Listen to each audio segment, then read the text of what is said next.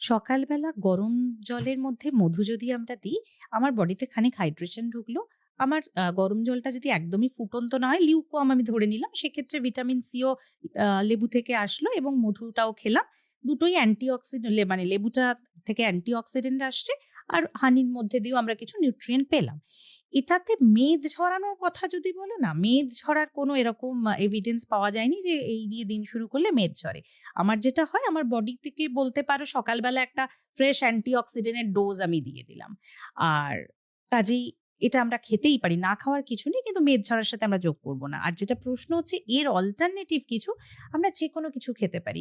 যেমন আমরা একটু হলুদ আর গোলমরিচের গুঁড়ো একসাথে মিশিয়েও খেতে পারি। সেটাও আমাদের হজম সাহায্য করে।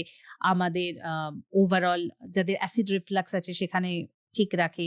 কিংবা আমরা জিরে, জোয়ান, মৌরি, ফ্ল্যাক্সিড এই ৪ টেকে একসাথে ভেজে নিয়ে যদি গুঁড়ো করে সকালে ১ স্পুন খাই, সেটাও আমাদের ডাইজেশনে হেল্প করে এবং অনেকেরই সকালবেলা কনস্টিপেশন এর সমস্যায় ভোগেন।